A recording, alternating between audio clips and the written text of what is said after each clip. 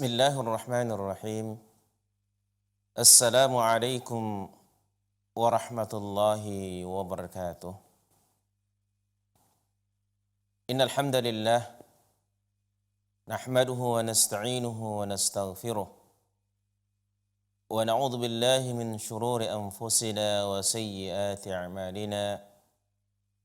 May yahdihillahu fala mudilla lahu wa may yudlil fala hadiya lahu.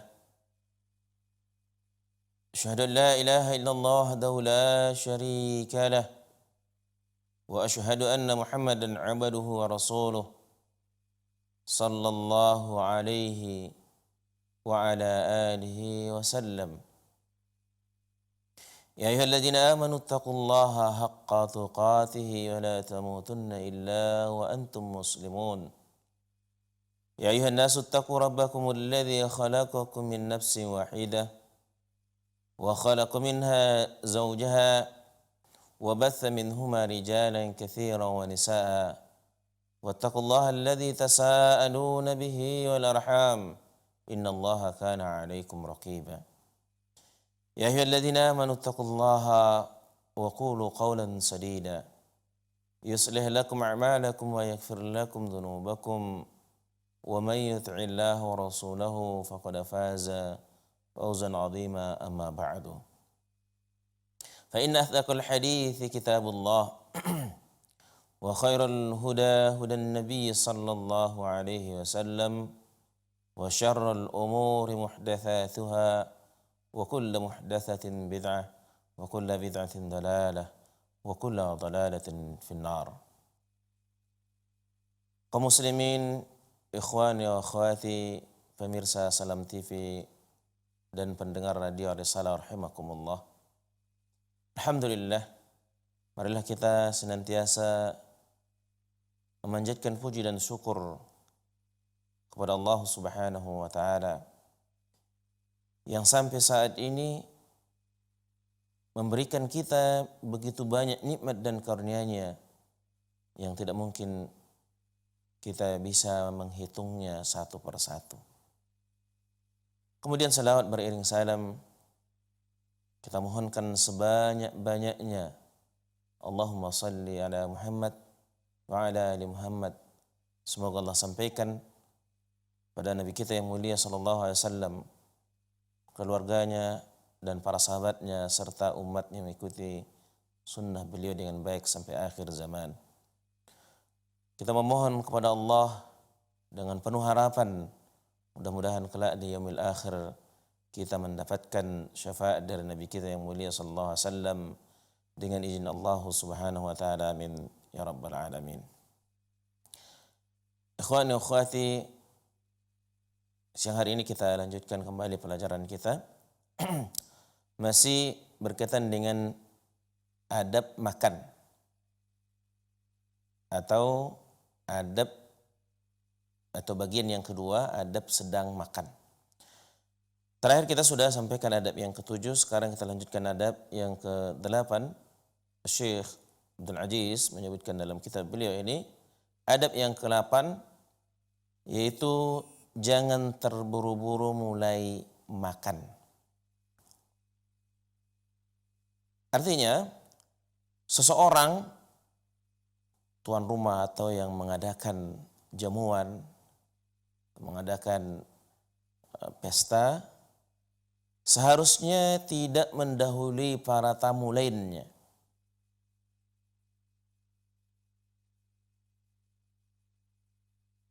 Dalam mengambil makanan, karena hal itu kata beliau termasuk salah satu ciri orang yang rakus, kata Syekh di sini.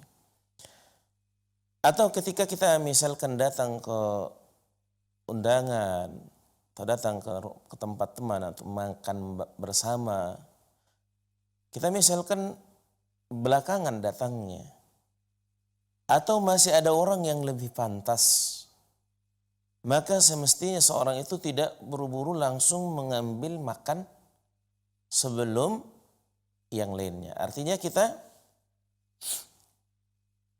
mendahulukan orang lain, tamu yang lain. Terkhusus kalau lagi tamu yang atau selain kita itu misalkan orang yang lebih tua dari kita, atau dia misalkan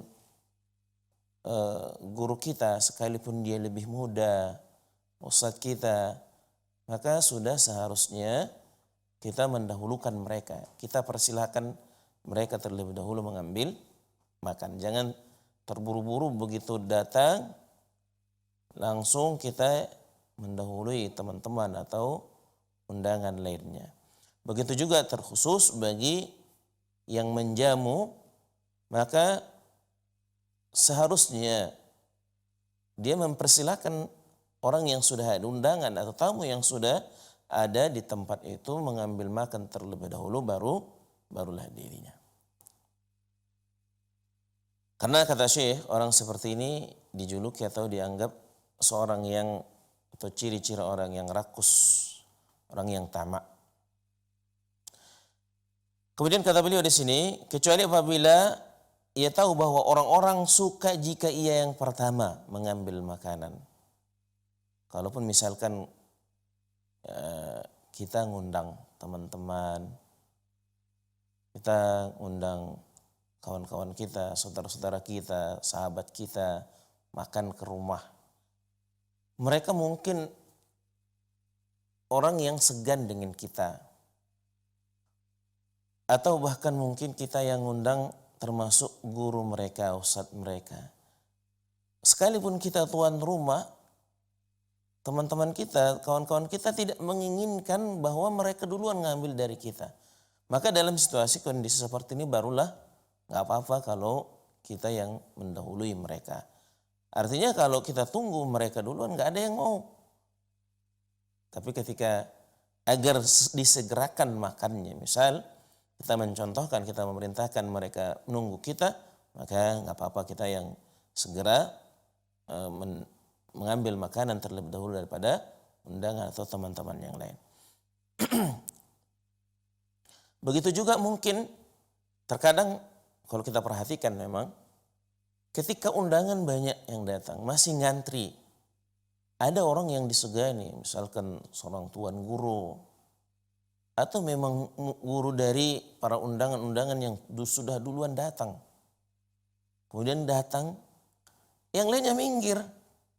Yang lainnya mempersilahkan guru mereka, ustadz mereka duluan ngambil makan daripada mereka sekalipun masih baru datang. Maka dalam situasi kondisi seperti ini nggak apa-apa kita mendahului dari undangan atau teman-teman kita yang duluan sampai. Ini harus diperhatikan. Kemudian adab yang ke-9 kata Syekh di sini yaitu terlebih dahulu mencicipi atau makan buah-buahan sebelum makan nasi atau makan besarnya.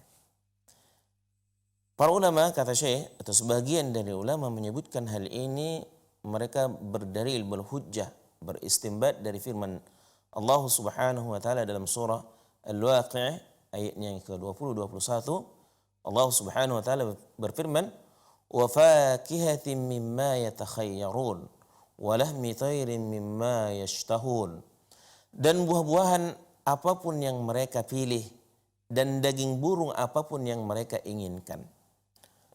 Sebagian para ulama beristimbat berhujjah dengan ayat ini bahwa ketika kita mau makan didahului dengan memakan buahan terlebih dahulu.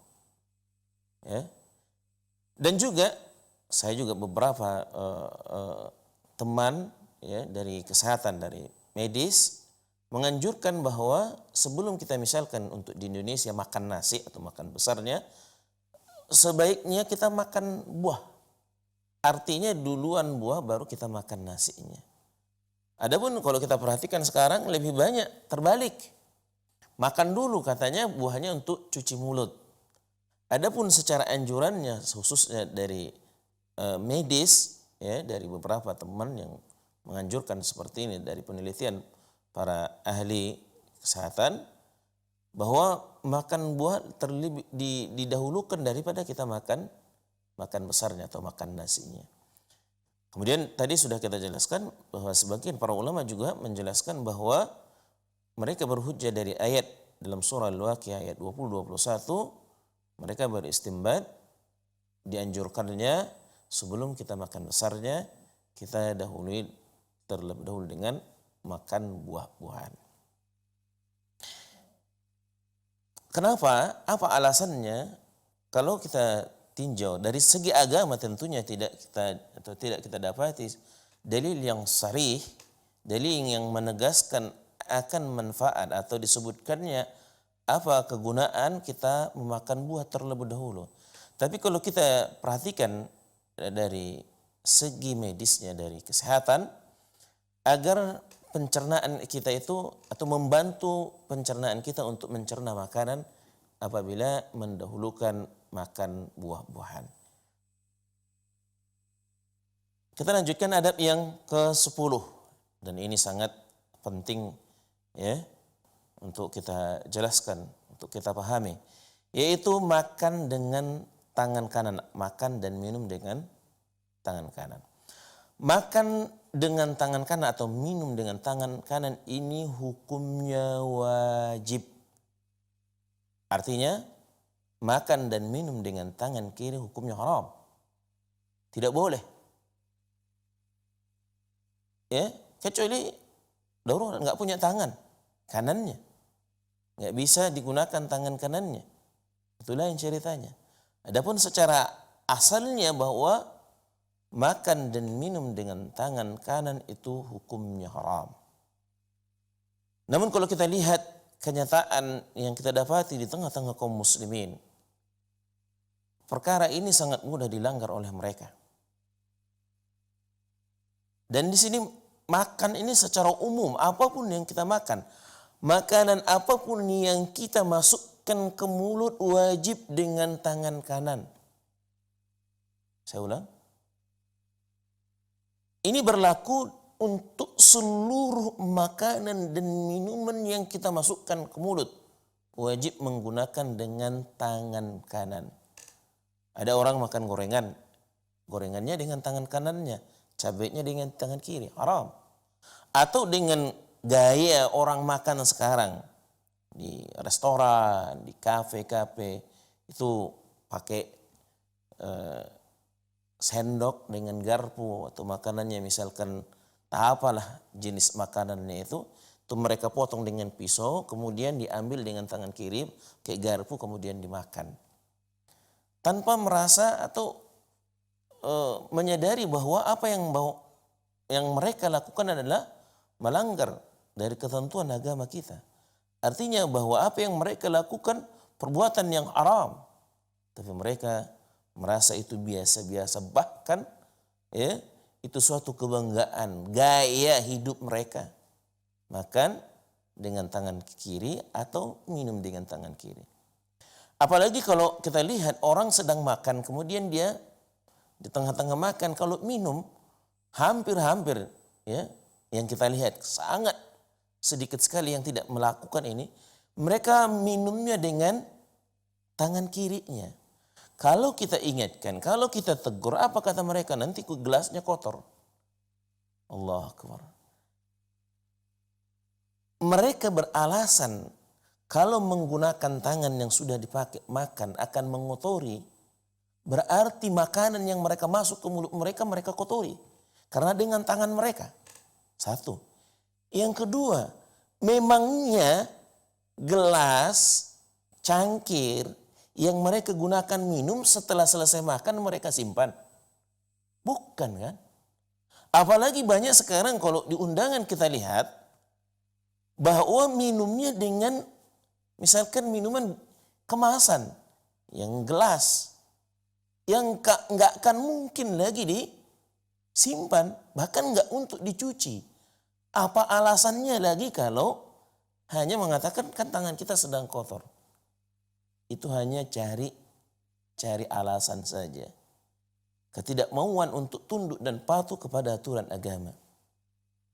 Sekali lagi, makan dan minum apapun jenis makanannya, selama itu untuk dimasukkan ke mulut, apapun jenis minumannya, selama untuk dimasukkan ke mulut, wajib dengan menggunakan tangan kanan. Haram dengan tangan kiri. Tidak ada alasan. karena kotor, karena udah digunakan dengan tangan kanannya. Pindahkan. Kalau misalkan kita makan gorengan dengan tangan kanan, ketika mau makan cabenya, ya udah taruh dulu kok nggak bisa. Atau bisa diakali semua kalau mau patuh, kalau mau tunduk, kalau mau menjalankan perintah Allah dan Rasulnya, kalau mau menjalankan agamanya. Ketidakmauan, penolakan dari hati mereka, sehingga apapun mereka akan cari alasannya, akan mencari alasannya. Kewajiban makan dan minum dengan tangan kanan ini sangat banyak dalil dari hadis Rasulullah sallallahu alaihi wasallam. Di antaranya Syekh menurunkan di sini yang diriwayatkan oleh Imam Muslim dan yang lainnya dari hadis Abdullah bin Umar atau Ibnu Umar. Nabi SAW bersabda, "Idza akala ahadukum falyakul biyaminihi wa idza shariba falyashrab biyaminihi fa inna asyaitana ya'kulu bishimalihi wa yashrabu bishimalihi." Kata Nabi SAW, apabila salah seorang dari kalian makan, hendaklah makan dengan tangan kanan. Ya. Wa idza syariba falyashrab biyaminihi. Dan apabila minum, hendaklah minum dengan tangan kanannya. Fa inna syaitana ya'kulu bishimalihi, kata Nabi SAW. Karena sesungguhnya syaitan itu makan dengan tangan kirinya. Wa yashrabu bishimalihi, dan minum dengan tangan kirinya. Dan kita diperintahkan, bahkan diwajibkan untuk menyelisihi iblis, untuk menyelisihi syaitan.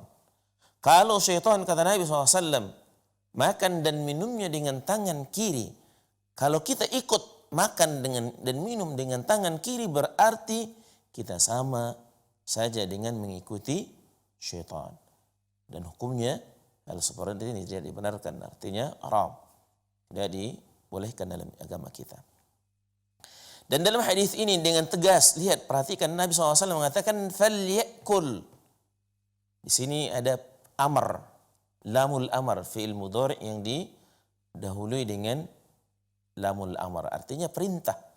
Dan sudah sering kita sampaikan bahwa asal dari seluruh perintah dalam Al-Quran dan hadis itu hukumnya lil wujub, perintah wajib, selama tidak ada dalil yang menjelaskan pengecualian atau keluar dari asalnya. Sedangkan perintah makan dan minum dari semua dalil yang diperintahkan oleh Rasulullah sallallahu alaihi wasallam dan yang dicontohkan oleh beliau, semuanya berada pada asalnya, artinya tidak keluar dari asal perintah, yaitu wajibnya untuk makan dan minum dengan tangan kanan. Demikian juga dalam hadis lain, Nabi SAW dengan tegas mengatakan wakul biyaminik, perintah Nabi kepada seorang gulam, seorang anak-anak. Ini gulam ini anak yang belum dewasa. Kalau anak yang belum dewasa saja sudah diperintahkan, diwajibkan oleh Rasulullah sallallahu alaihi wasallam, ya, apalagi kita yang sudah dewasa. Gulam yang belum dewasa diperintahkan, diwajibkan oleh Nabi SAW agar makan dengan tangan kanannya, minum dengan tangan kanannya, dan tidak menggunakan dengan tangan kiri. Nabi pernah memerintahkan seorang laki-laki agar makan dengan tangan kanannya. Nabi mendapati, ya, saat itu ada orang yang makan dengan tangan kirinya. Kemudian Nabi SAW memerintahkan agar orang tersebut makan menggunakan tangan kanannya. Lalu dia mengatakan, saya tidak bisa, aku tidak mampu dengan makan dengan tangan kananku, kata orang tersebut. Maka Nabi SAW mengatakan, semoga kamu tidak akan bisa selamanya. Kata Nabi SAW, semoga kamu tidak bisa menggunakan tangan kananmu untuk makan selama-lamanya, kata Nabi SAW. Dan orang ini ya tidak mau dan mengatakan tidak bisa padahal dia bisa, ini karena kesombongan, keangkuhannya. Maka apa yang dilakukan oleh kaum muslimin pada hari ini persis apa dengan kenyataan ini. Bahkan ketika kita ingatkan, mereka tahu. Ketika kita ingatkan, mereka akan cari-cari alasan seperti yang kita jelaskan tadi. Alasan yang tidak masuk akal. Apalagi yang banyak dikatakan atau di hujah, alasan yang dikatakan oleh kaum muslimin karena tangan kanannya kotor, ini alasan orang yang tidak punya atau yang kurang akalnya. Bagaimana mungkin tangan yang sedang dia gunakan makan, kemudian dia katakan bahwa tangannya kotor. Terkadang seperti ini, apa mereka enggak memikirkan, apakah mereka tidak merasa bahwa apa yang mereka lakukan itu tidak menggunakan akal sehat mereka. Namun inilah suatu kesombongan yang hakiki. Suatu kesombongan. Inilah sombong yang sebenarnya. Rata-rata kaum muslimin, hampir kita katakan kaum muslimin tahu bahwa dalam Islam diperintahkan agar makan dan minum dengan tangan kanan. Dan diharamkan, dilarang makan dan minum dengan tangan kiri. Tapi kenyataannya dalam praktiknya sangat ringan bagi mereka. Bahkan sama sekali tidak merasa pernah menganggap itu suatu kesalahan, suatu kekeliruan. Pada hari ini sangat dilarang atau sangat keras larangan Rasulullah SAW sampai beliau mengatakan engkau tidak akan mampu selama-lamanya. Ini karena marahnya Rasulullah. Mendoakan sesuatu sampai mendoakan orang tersebut tidak akan mampu lagi untuk selama-lamanya menggunakan tangan kanannya. Dan apa yang dikatakan oleh Rasulullah SAW terjadi kepada orang tersebut sampai dia mati. Sampai dia meninggal, dia tidak bisa menggunakan tangan kanannya untuk makan. Tapi pelajaran yang berharga bagi kita, di mana orang yang makan dengan tangan kirinya tidak diberikan oleh Rasulullah SAW akan uzur.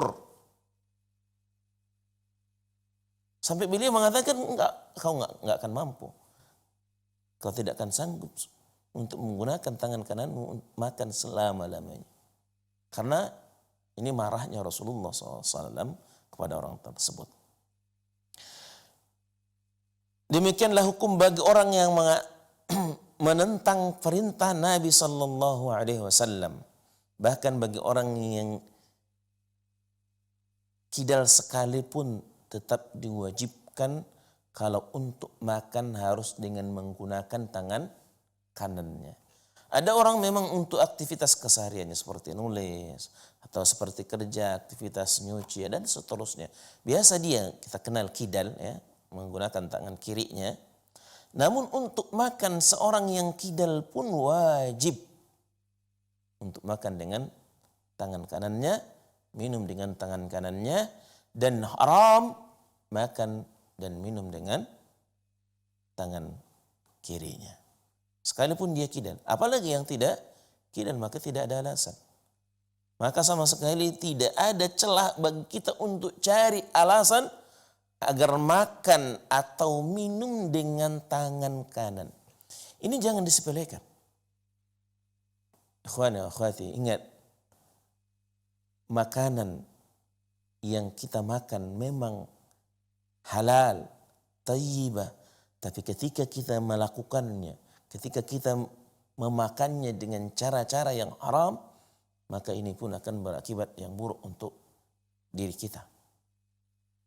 Sehingga kita makan dan minum dengan cara yang haram, dengan cara yang diharamkan dalam agama kita. Ini harus kita perhatikan. Jangan pernah kita anggap ini perkara yang sepele. Jangan kita anggap ini perkara kecil. Jangan kita anggap ini perkara yang biasa-biasa saja. Kalau sudah ada perkara yang diharamkan dalam Islam, kita anggap perkara-perkara biasa ini akan berimbas dengan perkara lainnya. Dan keharamannya sangat jelas. Karena perintah Nabi SAW agar makan dan minum dengan tangan kanan itu tidak lagi membutuhkan penjelasan. Tidak butuh lagi penjelasan. Bahkan dipertegas lagi dengan apa yang kita sampaikan tadi yang diriwayatkan Imam Muslim, di mana Nabi SAW mendapati seorang yang sedang makan dengan tangan kirinya, kemudian Nabi merintahkan agar dia makan dengan tangan kanannya. Orang tersebut mengatakan, saya tidak mampu ya Rasulullah. Kata Nabi SAW, kau tidak akan mampu untuk selama-lamanya. Tidak memberikan uzur. Ini sangat tegas.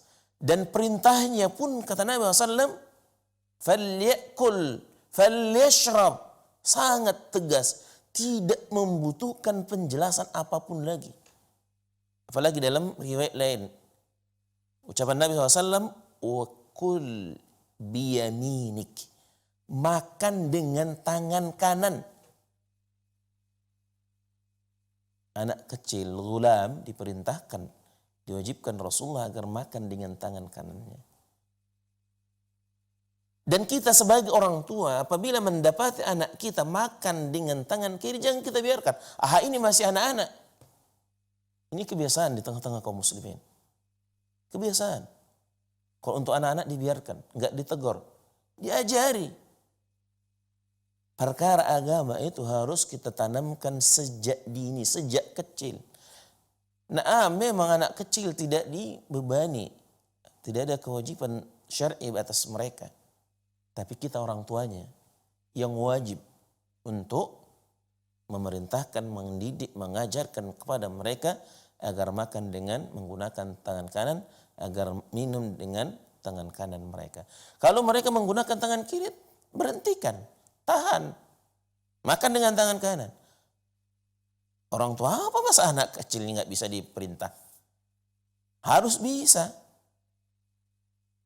Nggak ada hujah, nggak ada alasan bagi kita, nggak ada uzur bagi orang tua membiarkan anaknya makan dan minum dengan tangan kiri mereka. Tapi sudah kewajiban kita untuk menanamkan agama, mendidik anak-anak kita tentang agama mereka sejak dari kecil. Semua orang tua bisa paham, tahu.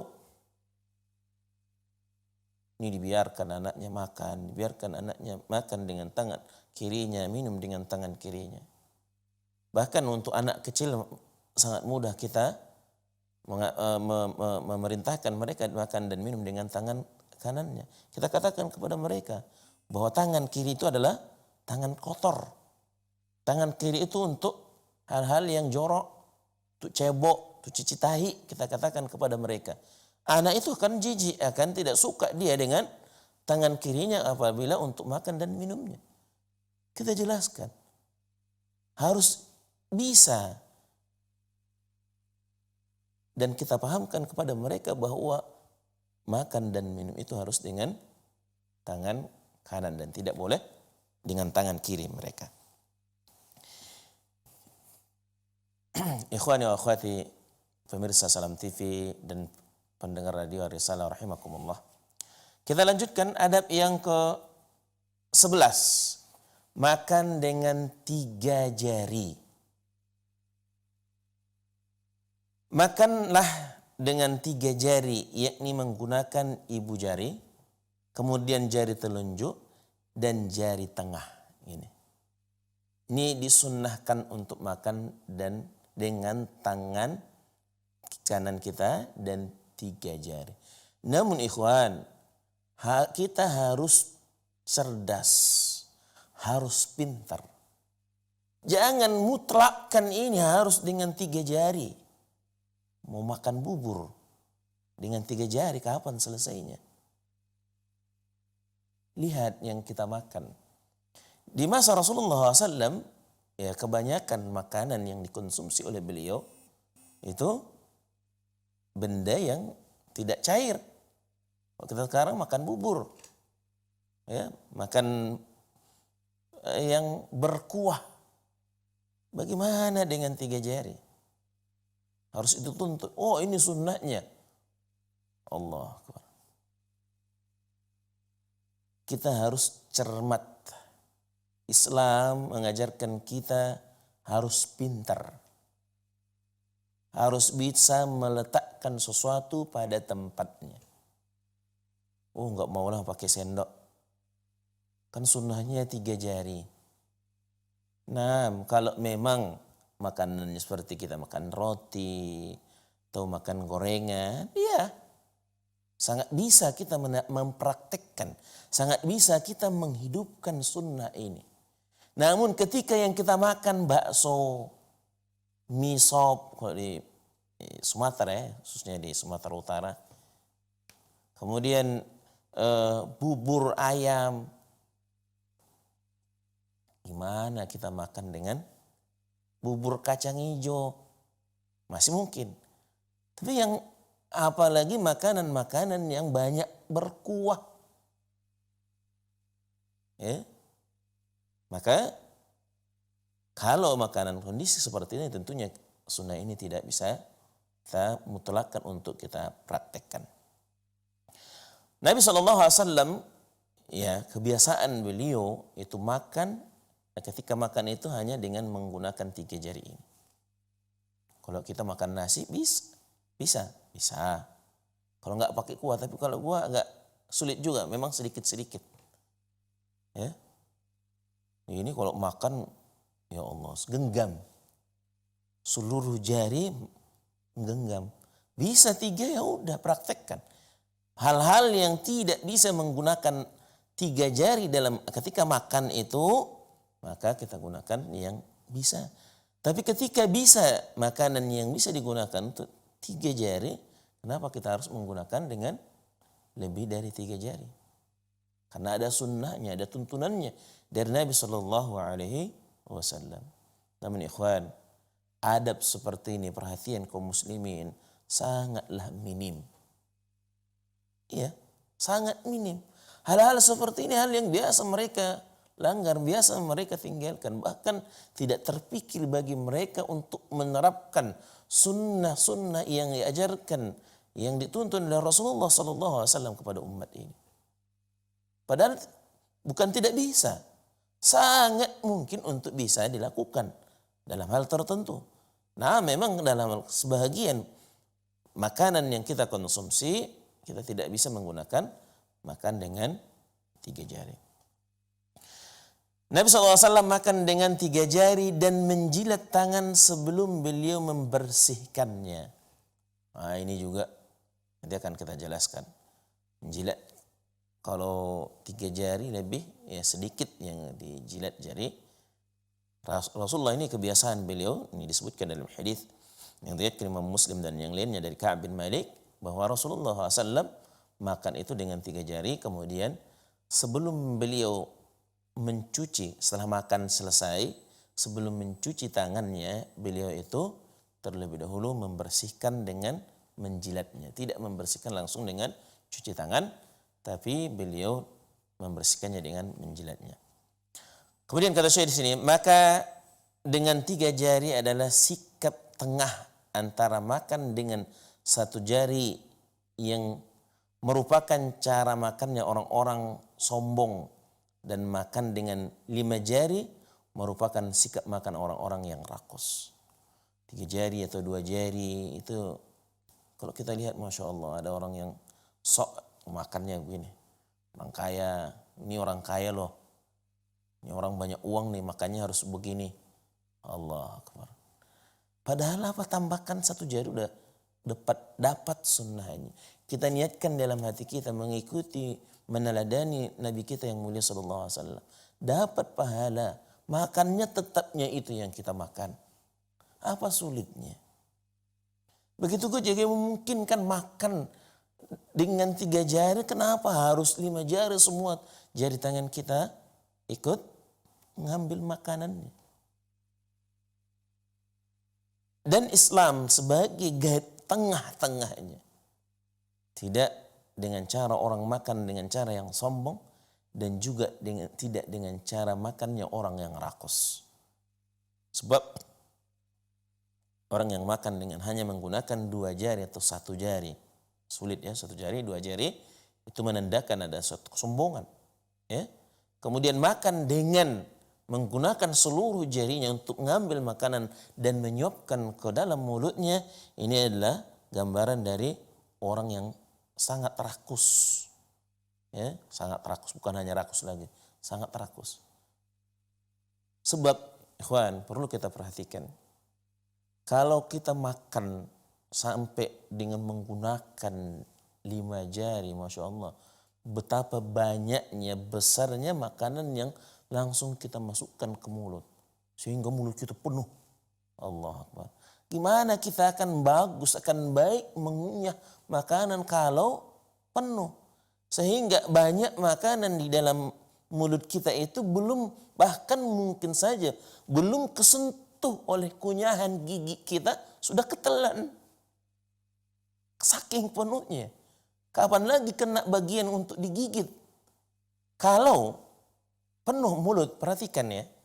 Kalau mulut kita penuh, kita isi, sudah secara otomatis kita katakan akan ada makanan yang belum tidak akan sempat kekunyah.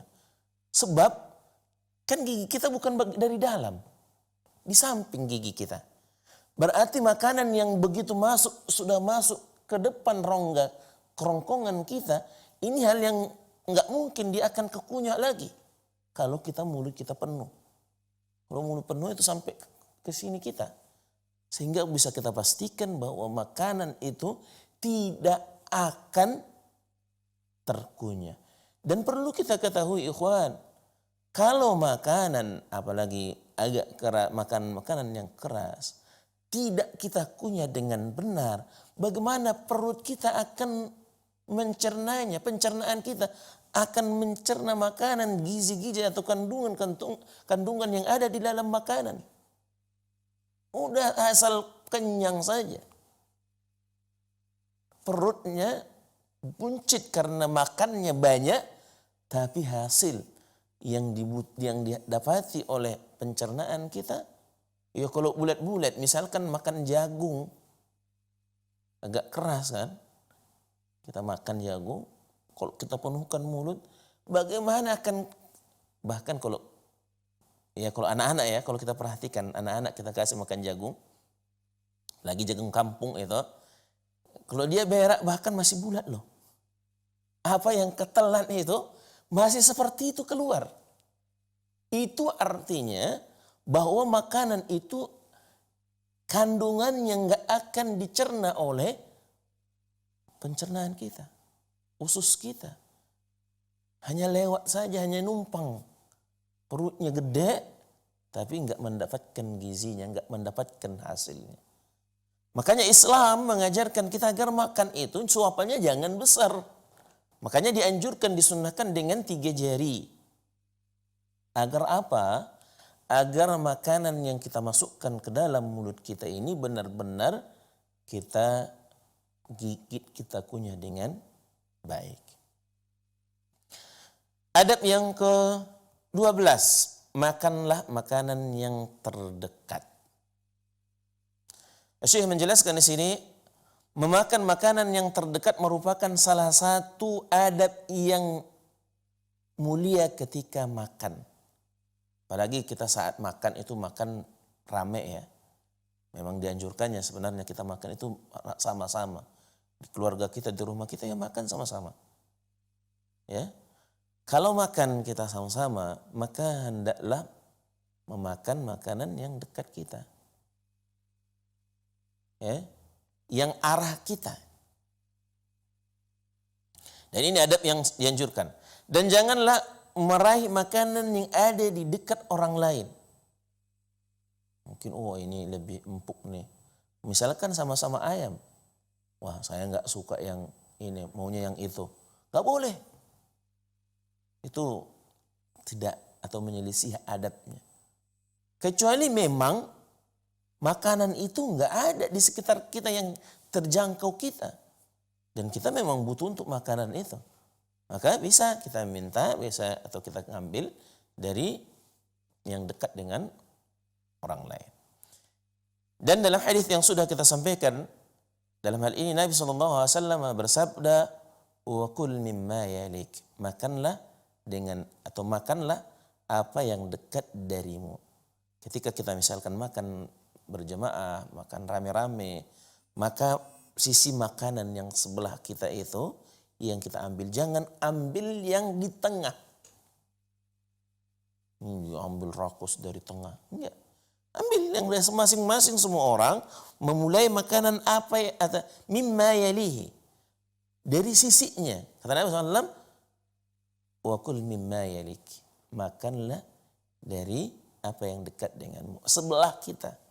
Kita mulai dari pinggir, kita makan, kemudian kawan kita yang lain juga sama memakan, memulainya dengan yang di samping mereka. Kemudian kata Syekh, kecuali sekali lagi bila makanan yang diinginkan tidak berada di depannya, nggak ada depan kita, nggak bisa, atau kita yang ngambil, atau bisa kita minta teman atau kawan kita yang makan bareng sama kita, tolong ambilkan dong makanan ini, pengen, nggak apa-apa. Ini ada, hanya mungkin dia ingin yang lebih baik atau yang lebih besarnya.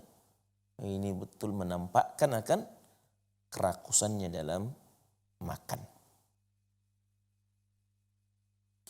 Dan ini adab yang ke-13, makan dari bagian pinggir makanan dan tidak memulainya dari bagian tengah.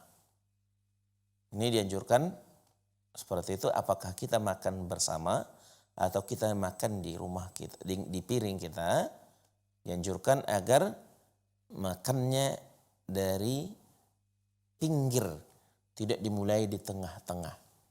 Kalau kita perhatikan ya, anak kecil itu yang tidak biasa dengan makan dari pinggir, sehingga makanan kalau dia ngambil dari tengah terlebih dahulu, yang ada ya taulah, maklumlah anak kecil ya, nasinya atau makanan itu akan berserak.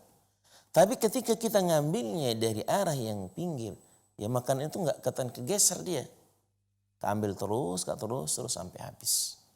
Ini yang diperintahkan, atau adab yang harus kita jaga ketika makan. Kemudian kata Syekh, adab ini berkaitan dengan adab sebelumnya, yaitu adab tadi mimma yalik ya, makanan yang terdekat. Rasulullah SAW memerintahkan hal ini dalam sabdanya, kata beliau, kulu fil qas'ati min jawanibiha wa la ta'kulu min wasatiha fa innal barakata tanzilu fi wasatiha. Kata Nabi SAW, makanlah dari bagian pinggir nampan dan janganlah makan dari bagian tengahnya. Ini perintah Nabi SAW, kulu fil qas'ati min jawanibiha. Makanlah dari nampan atau dari piring ya, dari pinggirnya, dari pinggir. Wala ta'kulu, kata Nabi SAW, min wasatiha, dan janganlah makan tengah-tengahnya, karena keberkahan itu turun di bagian tengah. Kata Nabi SAW, fa innal barakata tanzilu fi wasatiha. Dan hadis ini diriwayatkan Imam Muslim. Maaf, hadis ini diriwayatkan Imam Ahmad bin Hanbal, Imam Baihaqi dan yang lainnya dari hadis Ibnu Abbas, dari hadis Ibnu Abbas, di mana Nabi SAW sekali lagi memerintahkan bahwa kita makan, dan ini umum ya, apakah kita makan sendiri atau makan bersama, khususnya lebih mengena perintah ini ketika kita makan bersama, agar makan itu kita mulai dari pinggir. Dan kata Nabi SAW, alasannya beliau sebutkan, fa innal barakata tanzil fi wasatiha, sesungguhnya barakah itu turun di bagian tengahnya. Kalau kita mulai dari bagian tengah, kawan kita yang tidak makan dari tengahnya, ya tentunya dia tidak mendapatkan barakah makanan yang disantap tersebut. Adab yang ke-14, mengunyah makanan dengan baik, dan tadi sudah kita singgung ini. Ini merupakan adab yang harus tetap dipelihara, sebab menelan makanan yang tidak dikunyah dengan baik dapat menimbulkan efek negatif dan dapat mengganggu kesehatan. Khuan, tadi sudah kita sebutkan kenapa Islam memerintahkan kita makan itu dengan 3 jari agar makanan yang kita masukkan ke mulut itu tidak langsung di permukaan kerongkongan kita. Sehingga benar-benar makanan yang kita masukkan ke dalam mulut kita ini semuanya benar-benar terkunyah dengan baik. Dan ini untuk membantu usus atau lambung kita mencerna, mendapatkan gizi atau kandungan yang ada di dalam makanan yang kita makan. Kalau makanan itu tidak terkunyah, dia masih bulat, bagaimana usus kita, bagaimana lambung kita akan mencerna makanan tersebut. Sehingga hanya jadi ampas. Apalagi beberapa makanan-makanan itu yang dia nggak akan mungkin dapat dicerna oleh perut. Nggak akan, misalkan makanan tadi disebutkan contoh jagung. Kita makan jagung. Kalau enggak halus kita makan, ya begitu juga nanti dia keluar. Begitu juga beberapa sayuran yang kita makan. Dia enggak bisa kecerna, enggak akan hancur dia walaupun lama di dalam perut kita. Sehingga kalau makanan yang kita masukkan ke mulut banyak, itu bagaimana mungkin akan terkena kunyahannya. Sebelum dikunyah itu sudah terlebih dahulu masuk ke tenggorokannya, kerongkongannya. Sehingga ini akan mengakibatkan efek yang pertama akan memberatkan organ pencernaannya, ya, ususnya, lambungnya. Apalagi makanan-makanan yang mungkin untuk ukuran lambung dia tajam, dia keras. Ya, ukuran lambung dia tajam, dia keras, sehingga ketika kita tidak mengunyahnya dengan baik, maka akan menimbulkan efek negatif, efek yang buruk, akan mengganggu dari lambung atau kesehatan lambung kita.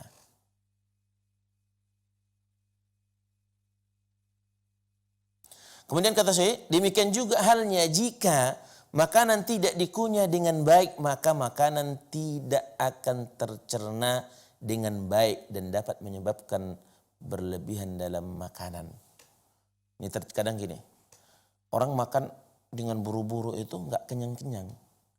Karena artinya dia masih lapar, kok masih belum bertenaga. Ya iya, karena yang terkunyah itu sangat sedikit. Sehingga sangat sedikit yang bisa dicerna oleh pencernaannya. Yang bisa diserap oleh pencernaannya, yang bisa kandungan-kandungan makan itu yang bisa diserap oleh pencernaannya, sehingga ya habis makan masih lapar.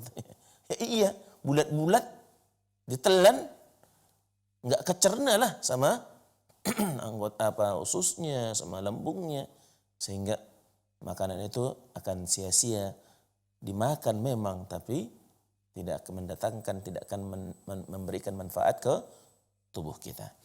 Ini sampai 14 ya. Adab yang ke-14 ketika makan ini ya. Bagian yang kedua adab ketika makan yang sudah kita sampaikan, dan insyaallah nanti kan kita lanjutkan pada poin berikutnya, pada pertemuan berikutnya dengan izin Allah Subhanahu wa taala. Mudah-mudahan apa yang kita sampaikan pada siang hari ini dapat kita pahami, dan tentunya apa yang sudah kita pelajari itu semuanya untuk kita amalkan sebagai bekal yang akan kita bawa nanti untuk menuju akhirat kita. Kita sudahi dengan doa kafaratul majlis. Subhanakallahumma bihamdika asyhadu an la ilaha illa anta astaghfiruka wa atubu ilaik. Wabillahi taufiq wal hidayah. Assalamualaikum warahmatullahi wabarakatuh.